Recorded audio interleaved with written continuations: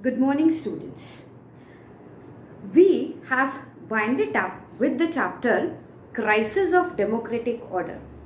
In that, what we have seen that how emergency reflected India not only as a country, but it also shows us that how our democratic level is being increasing.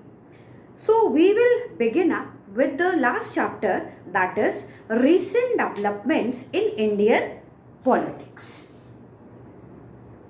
Recent development in current politics. When we talk about current politics तो हम बात कर रहे हैं 90s के बाद के era की. This chapter consist of lots of many things ना, बहुत सारी चीज़ें हैं जो कि इस चैप्टर में इंक्लूडेड हैं. हम किन किन चीज़ों के बारे में बात करेंगे, सबसे पहले हम वो देखते हैं. हम 3 फेजेस में इस चैप्टर में अपनी जर्नी को अकम्प्लिश करेंगे. सबसे पहले हम बात करेंगे context of 1990. Context of 1990s. उसके बाद से इंडियन पॉलिटिक्स किस डायरेक्शन में चली, क्या क्या मेजर चेंजेस हुए, इन सब चीज़ों के बारे में हम लोग बात करेंगे इस चैप्टर में. जैसे ही हम 1990 से आगे अपनी पॉलिटिक्स को ले जाते हैं तो हम देखते हैं एक नया एरा बिगिन होता है. वो एरा कहलाता है एरा ऑफ कोलेशन गवर्नमेंट. अभी तक हमने देखा with in 1 or 2 states we have seen that yes coalition was there, लेकिन अभी हम देखते हैं कि सेंटर में भी कोलिशन गवर्नमेंट्स जो हैं वो आने लगती हैं. इस जैसे कोलिशन गवर्नमेंट बढ़ने लगती है, एक और चीज सामने आती है, that is decline of Congress. जो डोमिनेशन अब तक कांग्रेस ने किया, जो डेवलपमेंट किया, कितना वो आगे बढ़े, पूरा डोमिनेंस था उनका, अब कैसे उनका जो डिक्लाइनेशन है वो शुरू होता है. That also we will be seeing in this video. इसके बाद इंडिया में कैसे अलायंस पॉलिटिक्स शुरू होती है. जैसे आज करंट सिनेरियो में हम देखते हैं 2 मेजर ग्रुप्स हुए, एनडीए वर्सेस यूपीए, जिसमें बहुत सारी पॉलिटिकल पार्टीज हैं जो कि पार्ट लेती है. तो कैसे उन्होंने ये सारा चीज शुरू करा, वो सारी चीज हम देखेंगे. इसके अलावा हम और एक चीज यहाँ पर क्या स्टडी करेंगे, हम यहाँ पर स्टडी करेंगे कि 1989 के बाद सेंट्रल गवर्नमेंट्स कैसी रही. हम बात करेंगे 1989 के बाद जो है हमारी सेंट्रल गवर्नमेंट जो है वो कैसी रही, किसकी रही, कौन प्राइम मिनिस्टर रहा, क्या मेजर चैलेंजेस आए, कैसे उनको एक्सेप्ट किया उन्होंने.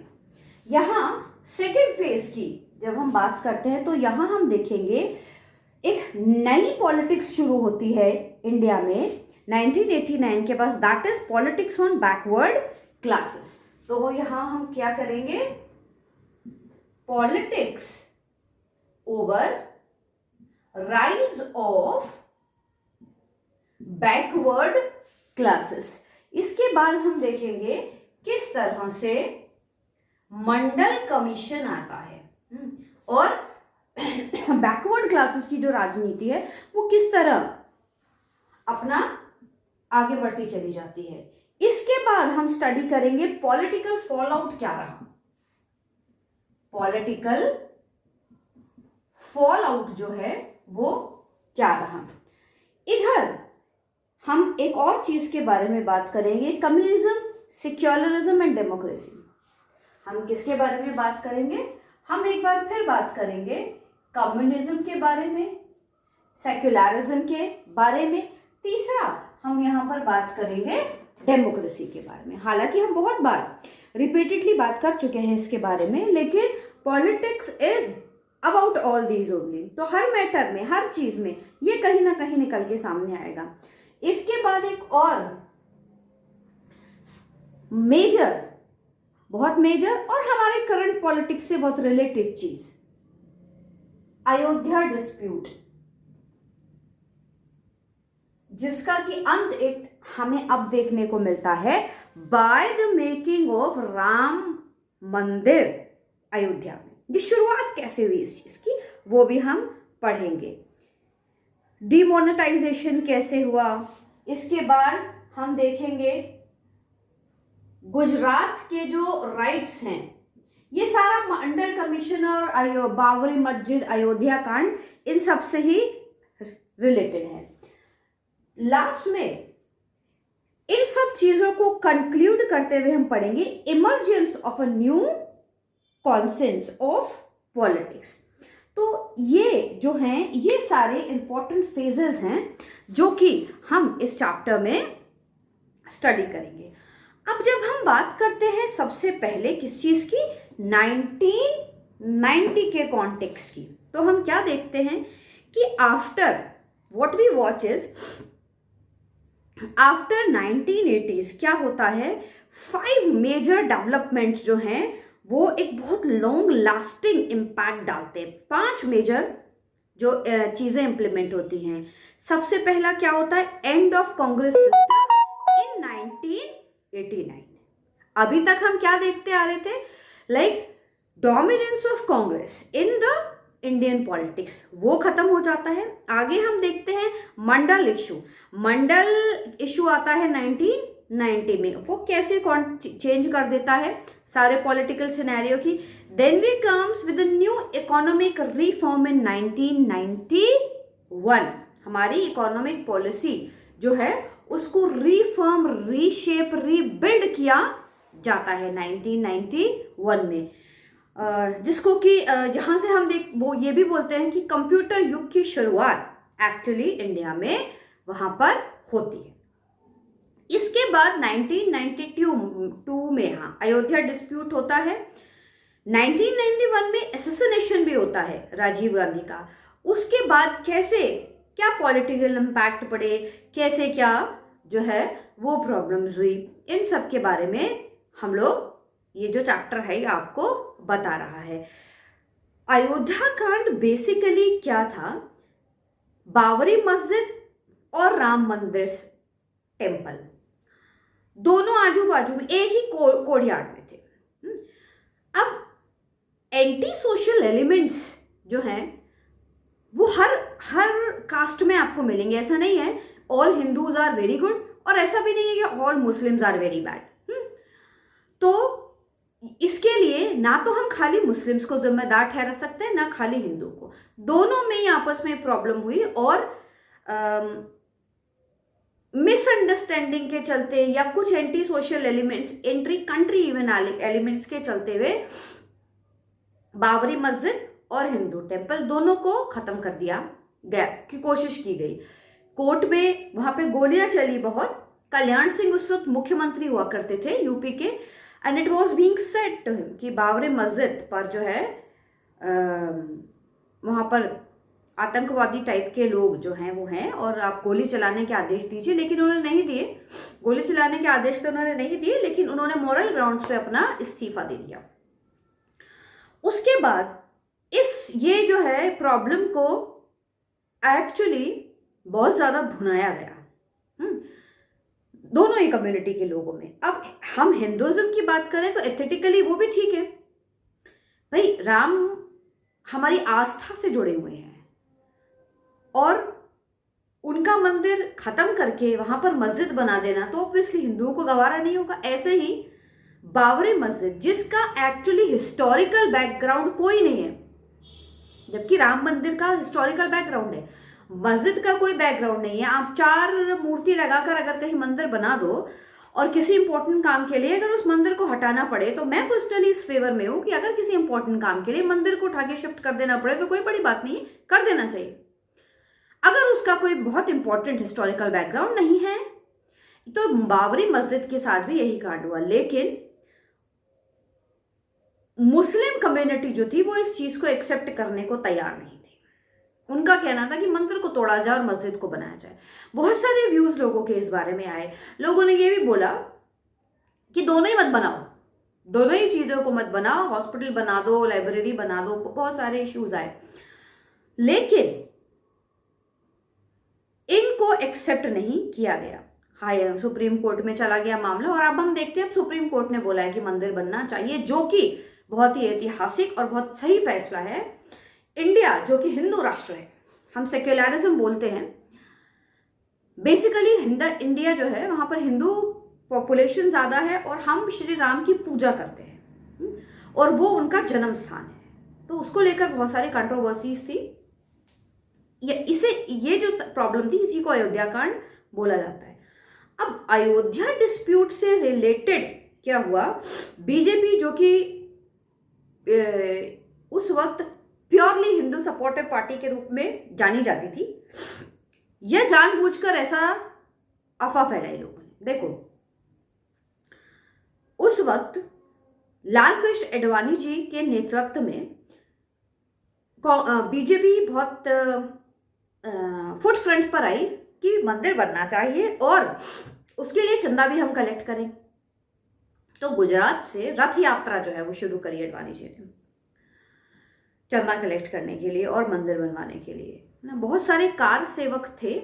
कार सेवक उन लोगों को कहा गया जो कि वॉलंटरीली काम कर रहे थे मंदिर के सपोर्ट में, बेचंदा इकट्ठा करना और उसके फेवर में लोगों को करना, ऐसी बहुत सारी चीजें। आडवाणी जी का जो रथ है उसको रोक दिया गया और उनको जेल में बंद कर दिया गया, जो कि बिल्कुल एंटी कॉन्स्टिट्यूशनल हरकत थी कांग्रेस गवर्नमेंट की। खैर, अब क्या हुआ, गोधरा, गुजरात में एक जगह है गोधरा, वहां से ये जो कार सेवक थे इनको ट्रेन पकड़नी थी गोधरा स्टेशन से अयोध्या के लिए। कुछ चंदा वंदा इन्होंने इकट्ठा किया था और उसके तहत ये लोग वहां जा रहे थे। अब वहां पर कुछ एंटी हिंदू मुस्लिम लोगों ने क्या करा, वो पूरी की पूरी बोगी जो है, पूरी जिसमें कार सेवक थे सारे जला दी। कोई भी कार सेवक जिंदा नहीं बच पाया। यहां से ऑब्वियसली हिंदू चुपचाप तो फिर बैठेंगे नहीं, यहां से दंगा भड़क गया, जिसने कि गुजरात राइट का रूप ले लिया। उस वक्त गुजरात के मुख्यमंत्री हमारे honourable prime minister Narendra Modi ji हुआ करते थे। And fantastically he had taken control over all the rights, और इतने अच्छे तरीके से उन्होंने उन चीजों को मैनेज किया कि गुजरात उसके बाद सबसे शांतिपूर्ण प्रदेश हुआ और वहां कोई दंगे नहीं हुए। उसके बाद से हिंदू मुस्लिम किसी भी तरह के कोई भी दंगे नहीं हुए हैं। तो इनको ये गुजरात राइट्स और अयोध्या कांड आपस में कोरिलेटेड है। एक और नई चीज जो है वो शुरू होती है इसके बाद से, वो था एरा ऑफ कोलिशन गवर्नमेंट्स जो हैं वो निकल के सामने आने लगी। अब वो कैसे हुआ, 1989 के इलेक्शन के बाद हम देखते हैं an era of coalition with the defeat of Congress party and जब कांग्रेस मेन पार्टी थी उसके डिफीट होने के बाद क्या हुआ, many regional party started coming into existence. और कांग्रेस बड़ी पार्टी थी सबसे, वो हार गई। अब कोई सिंगल पार्टी ऐसी नहीं थी जो कि मेजॉरिटी में हो। तो अब क्या किया जाए, अब क्या करा गया कि कोलिशन गवर्नमेंट बना ली जाए। भाई कोलिशन गवर्नमेंट, बहुत भाई सिंगल पार्टी को जब किसी भी तरह का कोई भी वो नहीं मिल रहा है, बहुमत नहीं मिल रहा है, तो बहुत सारी पार्टीज मिलकर देश हित में क्या करें, एक कोलिशन फॉर्म कर लें। उसके बाद से हम देखते हैं लगातार 2014 के इलेक्शन में प्योर मेजॉरिटी आई बीजेपी की। उससे पहले लगातार हम क्या देखते हैं कि जो कोलिशन गवर्नमेंट है वही जो है वो रही। इसके साथ एक चीज और हुई, इसके साथ एक और चीज क्या हुई, इसके साथ एक और चीज हुई, डिक्लिनेशन ऑफ कांग्रेस पार्टी। कैसे, the defeat of Congress party marked the end of domination. किसके डोमिनेशन का and, of the Congress party over Indian politics. ये बिल्कुल क्लियरली जो है वो विजिबल हो गया था। एक चीज और थी कि बिकॉज ऑफ दिस, है ना, this incident initiated N era of coalition government at the centre also. State में तो बहुत सारी जगह पर हम देखते हैं इस तरह के जो इश्यूज थे ये सब बनी रहते, लेकिन रीजनल पार्टीज जो हैं रीजन से बाहर आकर सेंटर में इंपॉर्टेंट रोल प्ले करने लगी। इसके बाद में कांग्रेस के डिक्लेरेशन के बाद 1989 के बाद का जो एरा है। अच्छा, इस हम जैसे अभी क्या हुआ कि अलायंस पॉलिटिक्स जो है वो हमारे उसमें शुरू हो गई। इन 1990 या the era of 1990 saw the emergence of powerful parties and emergence of movement to represent the Dalits, backward classes and women's। ये इन लोगों को आगे देखो, रीजनल पार्टी जो बनाएगा रीजनल एजेंडा पे बनाएगा। रीजनल चीजें अलग होती हैं, सेंट्रल बेस पर जब हम देखते हैं तो चीजें अलग होती है। तो रीजनल पॉलिटिक्स का इन्वॉल्वमेंट सेंटर की पॉलिटिक्स में भी बहुत ज्यादा होने लगा। इसके बाद बैकवर्ड क्लासेस जो थे, जिनको अभी तक ज्यादा इंपॉर्टेंस नहीं दी जाती थी, है ना, इनकी इंपॉर्टेंस जो है वो बहुत होने लगी पार्टी में हमारी। अब क्या हुआ, क्योंकि एक देखो long term development of this period was the rise of backward classes, OBCs, other backward classes जो आती हैं।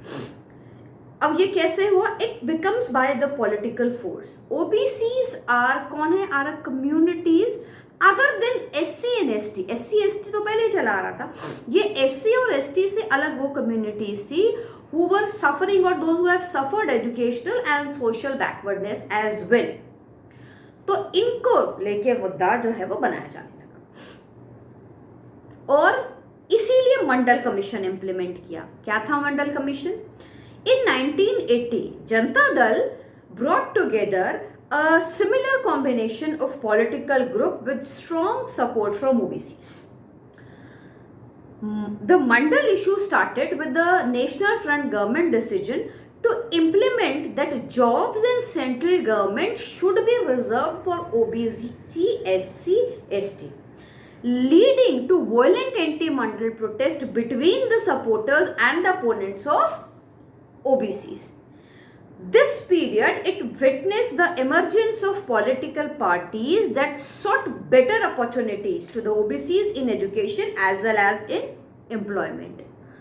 These political parties, they also claimed that since OBCs constituted a very large segment of Indian society and should get the due share in political power too, ये चीज निकल के सामने आएगी। मंडल के नेतृत्व में ये कमीशन बैठा था, इसीलिए इसको मंडल कमीशन के नाम से जाना जाने लगा।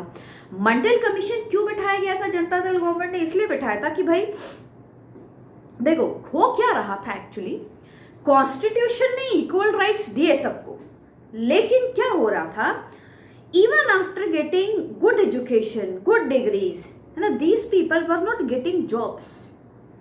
तो आपने एजुकेशन भी ले ली, लेकिन सोशल लेवल पर आप इतने डिप्राइव्ड हो कि आपको प्राइवेट सेक्टर में तो नौकरियां मिल ही नहीं रही है। तो अब प्राइवेट सेक्टर में तो हमारे यहाँ लिबरलाइजेशन है, तो गवर्नमेंट किसी को फोर्स कर नहीं सकती। तो ये सोचा गया क्यों ना इन लोगों को, ओबीसी, एससी, एसटी को गवर्नमेंट जॉब्स में मौका दिया जाए। उसके लिए इनका रिजर्वेशन कर दिया जाए कि भाई पर्टिकुलर इन सीट्स पर, ये सपोज 100 में से भैया 30 सीट्स इन लोगों के लिए रिजर्व है। इससे क्या होगा, धीरे धीरे ये मेन स्ट्रीम का पार्ट बन जाएंगे। जिस वक्त मंडल कमीशन लाया गया था और ये रिजर्वेशन एक्ट आया था, that time reservation act was the need of the hour, जरूरी था, ये बहुत ज्यादा जरूरी था मंडल कमीशन उस वक्त। ये लगा भी 10 साल के लिए था, लेकिन आज तक भी हटा नहीं। क्यों? क्योंकि जो पॉलिटिकल पार्टी रिजर्वेशन को हटाएगी उतना बड़ा वोट बैंक खो देगी। SC ST में आप आते हैं, दोनों हस्बैंड वाइफ कलेक्टर हैं, उनके बच्चे को रिजर्वेशन की क्या जरूरत है? अगर वो केपेबल है तो अपने आप अपने दम पे आए। इसकी वजह से क्या हो रहा है, जो एलिजिबल कैंडिडेट्स हैं अब वो भी नहीं आ रहे हैं, क्योंकि इनको रिजर्वेशन मिल जाता है, ये ऑटोमेटिकली आ जाते हैं। तो इसको चेंज करने की अब जरूरत है। लेकिन मैं फिर वही बोल रही हूँ आपको, जब ये लगा था तब that this thing was need of the hour, जरूरी था उस वक्त इसका लगाया जाना जो है वो बहुत ज्यादा जरूरी था। तो this is how Mandal commission was being implemented. और हमने एक चीज देखी कि पॉलिटिकल फॉल आउट जो है वो बहुत ज्यादा हुआ इसमें। भाई कैसे हुआ, देखो 1980 का जो एरा था, it witnessed the rise of political organisations of Dalits basically, है ना।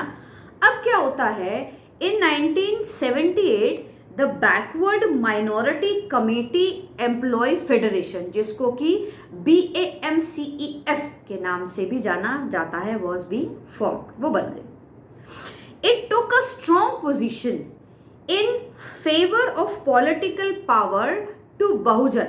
अब बहुजन कौन हो गए, या SCs STs और OBCs, ये सारे जो है ये बहुजन उसमें आ गए। द दलित शोषित समाज संघर्ष समिति ये बनाई गई, जो कि बाद में BSP बहुजन समाजवादी पार्टी के रूप में टर्न हो गई और अपने पॉलिटिकल लेवल पर आकर वो लोग अपनी चीज़ों को इम्प्लीमेंट करने लगे। It emerge under the leadership of Kanshiram ji, और उसके बाद से मायावती जी इसको लीड कर रही हैं। BSP के मोस्टली सपोर्टर्स जो थे वो दलित वोट्स थे, कहाँ के, पंजाब, हरियाणा, उत्तर प्रदेश। अब दलित और OBC की जो पॉलिटिक्स है, it have developed independently and often in competition with each other. मतलब रीजनल लेवल पर अलग अलग पार्टीज अलग अलग लेवल पर इसको एजेंडा बना के अपने आप को एक पॉलिटिकल ऑप्शन के रूप में जो है वो प्रेजेंट करने लगती है। इसके बाद हम क्या देखते हैं, हम पढ़ते हैं कम्युनिज्म, सेक्युलरिज्म और डेमोक्रेसी। कम्युनिज्म सबसे पहले देखो, तीनों को एक साथ एक फेज में स्टडी करते हैं। कैसे? The other long-term development during this phase was the rise of politics based on religious identity. ये एक नई चीज थी कि रिलीजन के आधार पर जो है वो पॉलिटिक्स बढ़ने लगी। इसकी वजह से it led to a debate about secularism and democracy. तीनों आपस में लिंक्ड है। द भारतीय जनता पार्टी, जो कि प्रीवियसली जनसंघ थे, pursued the politics of Hindutva and adopted the policy of mobilising Hindus. Hindutva का लिटरली मीनिंग हिंदुइज्म है, ये VD सावरकर जो है उन्होंने डिफाइन किया इसको कि हिंदुत्व का असली मीनिंग हिंदुइज्म है। Hindutva supporters argued that a strong nation can only be built on the basis of strong and united national Hindu culture। ये लोग वन रिलीजन वन कंट्री सब कुछ एक चीज में बिलीव करते थे। ये जनसंघ जो था, इन्होंने जो है ये टू नेशन थ्योरी के भी अपोज में थे। ये नहीं चाहते थे, ये मुस्लिम्स के अगेंस्ट में नहीं थे। इस चीज को समझो, मुस्लिम्स के अगेंस्ट में नहीं थे, ये माइनॉरिटी में मुस्लिम रहे, इनको कोई दिक्कत नहीं थी, लेकिन एक हिंदुत्व की आइडियोलॉजी के साथ ये सामने आए। दो मेजर इवेंट जो हैं वो देखते हैं हम 86 के बाद जो है वो निकलकर सामने आए। क्या कि BJP emerge purely as a Hindu party, और एज अ हिंदू पार्टी क्या हुआ, शाहबानो केस 1885 में और दूसरा अयोध्या डिस्प्यूट। शाहबानो 55 साल की एक बेचारी मुस्लिम लेडी थी जिसको कि उसके हस्बैंड ने उस पर तलाक दे दिया। 3 तलाक होता था ना इन मुसलमानों में कि भाई कुछ दिनों के बाद नहीं, हस्बैंड को गुस्सा आ गया, उसने 3 बार तलाक बोल दिया, तलाक हो गया।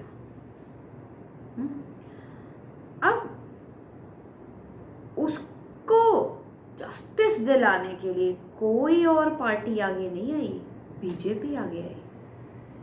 इससे ये डिफाइन होता है कि दे वर नॉट अगेंस्ट मुस्लिम्स, है ना। ये 2 बहुत इंपॉर्टेंट केस निकल के सामने आए।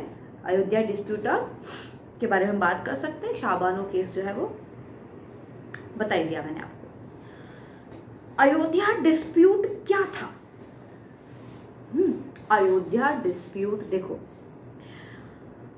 अयोध्या डिस्प्यूट जो है it took the form of a court case and has continued for many decades. तब से अब तक चला ही आ रहा था।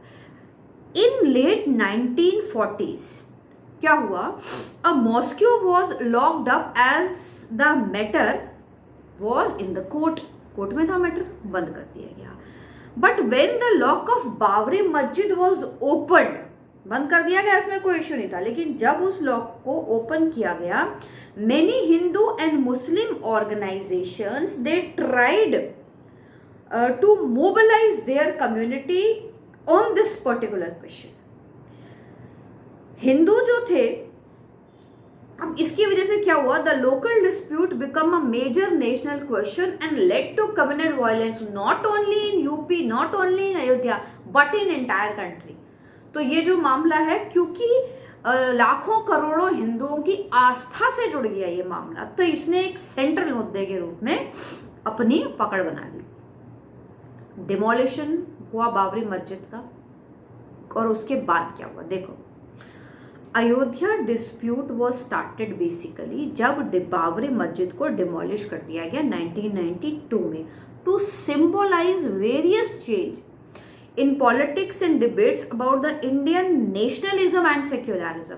जैसे ही बाबरी मस्जिद को डिमोलिश कर दिया गया, वैसे ही हमारे सो कॉल्ड सेक्युलरिस्ट भाइयों ने क्वेश्चन रेज करना शुरू कर दिया कि भैया हम इंडिया को क्या बोलते हैं, सेक्युलर कंट्री बोलते हैं ना, मतलब गलत तरीके से मोल्ड किया गया इस चीज़ को। अब इन दिसंबर 1992 organizations supporting the building of temple, they organized a car seva। कौन थे? Voluntary services by devotees to build Ram temple। अपनी मर्जी से वो लोग आगे आए हुए थे। Thousands of people have gathered from all across the country on 6th December 1992 and demolished the mosque। खत्म कर दिया उन्होंने mask. This led to the clashes in Hindu and Muslims in various parts of the country. In February 2002, similar violence broke out against the minorities of such violence between the countries and that threatened Indian democracy a lot। इसी के चलते anti Muslim rights जो हैं गुजरात में वो होते हैं। Anti Muslim rights जो हैं गुजरात में वो कैसे हुए? The right took place in the form of violence against Muslims due to an accident that is called Godhra in 2002 में हुआ था, where a bogie full of kar sevak was set on fire. The suspected, and जो पूरे suspected थे they were Muslims in it. Suspected नहीं थे, it was a proven fact. So the National Human Right Commission criticise the government of Gujarat in failing the control of violence. हालांकि आपको बहुत सारी बातें सुनने को मिलेंगी, ये भी सुनने को मिलेगा कि यहाँ नरेंद्र दामोदर दास मोदी की गवर्नमेंट का पूरा सपोर्ट था इन कार सेवकों को, जो कि इन्होंने मुस्लिमों को दो के मारा। और being CM of the country, sorry CM of the state, वो रोक सकते थे इसको। ऐसी बहुत सारी बातें आपको सुनने को मिलेंगी। मोदी जी के अगेंस्ट केस भी फाइल हुआ था, लेकिन बहुत टाइम पहले वो उससे बरी हो गए, उनका कोई विटनेस पाया नहीं। इसके बाद एक नया चीज जो है वो शुरू होती है। The period after 1989 is sometimes seen as the decline of Congress and emergence of coalition parties, BJP है ना, या कांग्रेस अगेंस्ट कोalition जो है वो शुरू हुए। ऐसे में हम क्या देखते हैं, लोकसभा इलेक्शन 2004 आ गए। अब लोकसभा इलेक्शन 2004 क्या बोलते हैं, लोकसभा इलेक्शन 2004 के बारे में बात करते हैं। चलो, after these elections Congress party to entered into coalition in a big way. The NDA, national democratic alliance, Congress led alliance बन गया और एक न्यू कोalition गवर्नमेंट जो है led by the Congress only, वो यूपीए के रूप में सामने आई। सॉरी, एनडीए जो है वो बीजेपी लेड अलायंस हुआ और यूपीए जो है वो कांग्रेस लेड अलायंस हुआ। तो ये दो मेजर पार्टीज निकल के सामने हैं, इन्होंने अपना अपना अलायंस बना लिया। भाई जिन पार्टी रीजनल पार्टीज को कांग्रेस के साथ जाना है वो जाओ यूपीए के साथ, और जिनको बीजेपी और इसके साथ आना है वो आ जाओ एनडीए के साथ। In this election, there was a negligible difference between the votes polled by the Congress and its allies and BJP its allies। दोनों का डिफरेंस जो है वो कम हो गया। मतलब कांग्रेस जो बहुत भयंकर मेजॉरिटी से जीतती थी, वो डिफरेंस जो है वो खत्म होता चला गया। The political process after 1990 showed the emergence of broadly 4 groups of parties in coalition with Congress, in alliance with BJP, left front parties who were not a part, and emphasis on the programmatic consideration rather than ideological concern, है ना। तो ये आ गई। Ideological concern में जो parties नहीं थी वो दोनों के साथ एग्जैक्टली नहीं होती थी, भैया चुनाव के बाद डिसाइड करेंगे कौन गवर्नमेंट बना रहा है, उसी तक मिल जाएंगे, क्योंकि कोई आइडियोलॉजिकल मैचिंग इनकी थी नहीं। तो हम देखते हैं पॉलिटिक्स जो है वो अपने डर्टी फेस की तरफ जाना शुरू कर देती है। अब क्या कॉन्सिक्वेंसेस जो हैं वो निकल कर सामने आए इससे, देखो। In the midst of severe competition and many conflicts, a consequence emerged amongst most parties consisting the 4 arguments। 4 arguments इन्होंने दिए। वो क्या दिए? Agreement on new economic policy, acceptance of political and social claim of backward classes, acceptance of role of state parties in government of the country, and emphasis on pragmatic consideration rather than political concern। ये जो है निकल के सामने आ जाता है। अब क्या होता है, कोalition गवर्नमेंट का जो फेज है, एक नया फेज है कोalition गवर्नमेंट का, वो सामने आता है। कैसे आता है? इन कोalition government many political parties cooperated to reduce the dominance of one party with its coalition। The main reason behind the arrangement is that no party gets majority of its own in the parliament। Coalition government is also created in the time of national crisis such as war or economic crisis। Now if a coalition coalesces, confidence vote is held और a motion of no confidence is taken. Pass हो जाता तो ठीक है, नहीं तो वहीं पर हम खड़े हो गए, चुनाव की एज पर ही हम फिर खड़े हो जाते हैं। अब हम देखते हैं पहला जो कोalition गवर्नमेंट था हमारा, वो कब बना था? उसके प्राइम मिनिस्टर थे Morarji Bhai Desai, but it couldn't complete its tenure. वो अपना टेन्योर पूरा नहीं कर पाए। First coalition government that successfully completed the 5-year tenure, वो किसकी थी? वो एनडीए गवर्नमेंट की थी, led by BJP leader Atal Bihari Vajpayee. He was the prime minister of the country from 1999 to 2004। The other coalition जो बना UPA, it consists of 13 different parties from different parts of the country, and they have ruled the country 2 times successfully. 2004 से लेके 2014 तक हम देखते हैं इन्होंने UPA ने ही लीड किया। 14 के बाद हम क्या देखते हैं, 14 के बाद गवर्नमेंट आ गई किसकी, बीजेपी की गवर्नमेंट आ गई और पूरी मेजॉरिटी के साथ आई। यहाँ पर बीजेपी गवर्नमेंट को एक्चुअली चुनाव उन्होंने एनडीए के तहत ही लड़ा था, लेकिन उनके पास प्योरली इतनी मेजॉरिटी थी कि उनको किसी भी और पॉलिटिकल पार्टी के सपोर्ट की ज़रूरत नहीं थी।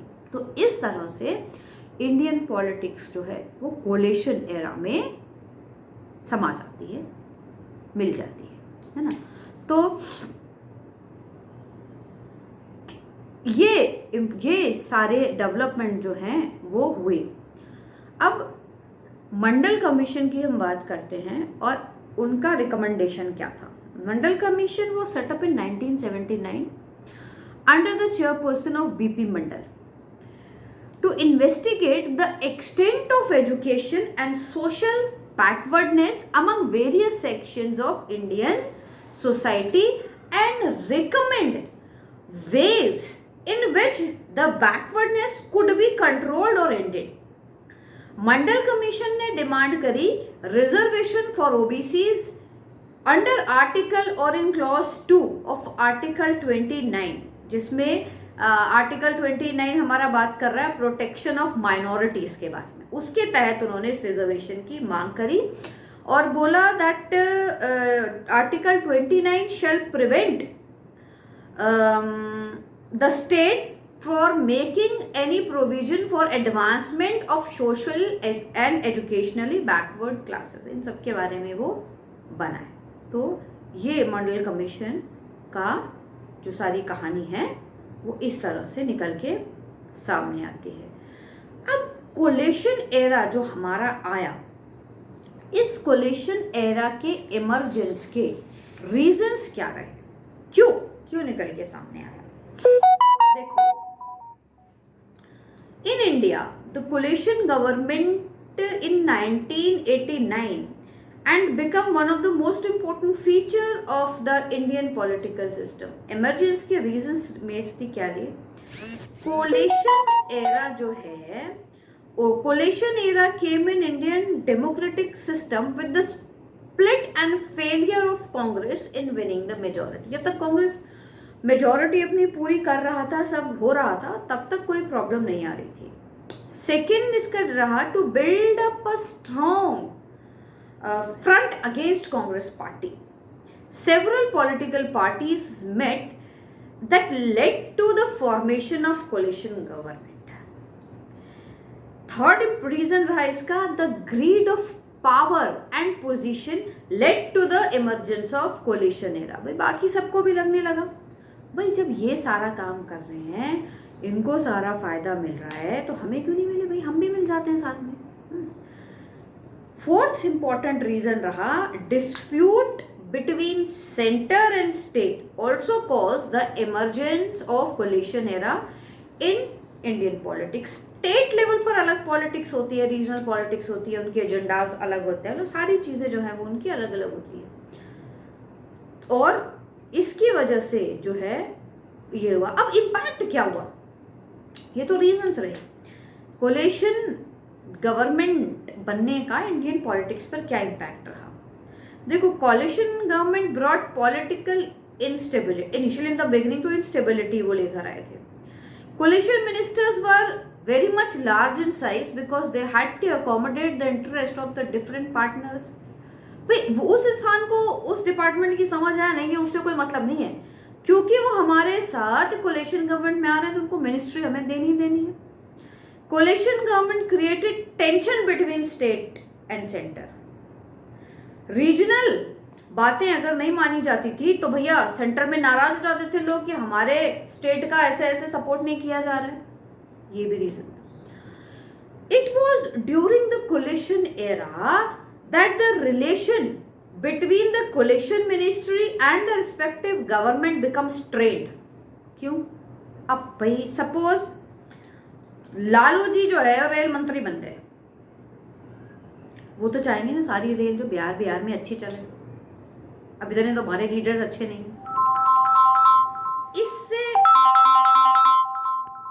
क्या इससे क्या इम्पैक्ट होता है? इससे ये इम्पैक्ट होता है कि कोalition जो गवर्नमेंट है स्टेट के साथ अपना सही वो नहीं कर पाई।